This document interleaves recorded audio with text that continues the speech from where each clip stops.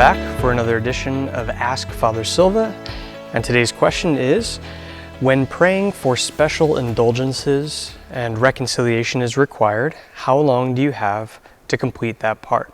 Right? First, I think it's important to explain what indulgences are, because with the whole selling of indulgences in the past, the idea has been sullied. But the Council of Trent in the 1500s reminds us that indulgences are part of the infallible teaching of the Church. That means that no Catholic is at liberty to ignore or to disbelieve them, right? You may struggle with believing in them, but they're very much a part of who we are. So what is an indulgence?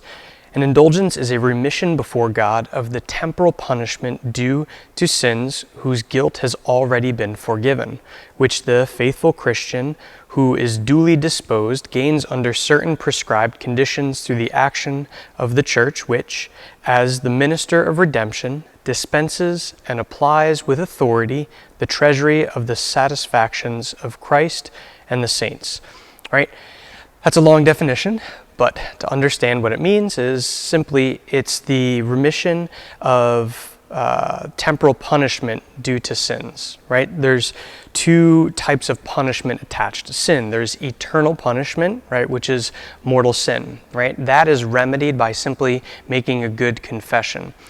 And the second is temporal punishment, right? It's the reality that our sins aren't just to be forgiven, but the reality is our sins have lasting consequences in our lives, right? It's best understood by way of analogy, right, for someone who's struggling with addiction, right? If you are sober for a number of years, there's still a tendency towards sin, right? And I don't know about you, but when I enter into heaven, right, I don't want to just not be free of all of my sins. I want to be free even from the tendency towards my sins, right? And so these indulgences grant a remission of those temporal punishments, which can be applied to ourselves or to those who have already passed away, right? And so the question of how long do you have to complete that part, you should already be in the state of grace, right, for this indulgence to partake, right? If you're not in the state of grace, right, that indulgence can't be earned. Now,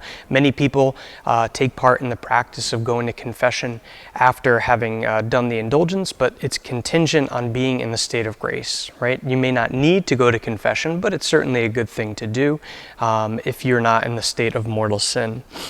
And the idea that one should receive communion, right? There's a list of particular requirements to receive this indulgence, right? After having completed the prescribed condition for that particular indulgence, right? You have to have the interior disposition of complete detachment of sin, right? Even venial sin, right? The desire to not want to be in our sins, right? We have to have sacramentally confessed our sins, right? Again, being in the state of grace, right? Receive the Holy Eucharist. Obviously, it's better to receive the Holy Eucharist in the context of Mass, but for an indulgence, only Holy Communion is required. And then finally to pray for the intentions of the Supreme Pontiff, right? And that's typically in the form of an Our Father, Hail Mary, Glory be, for the Holy Father, right? This is very important.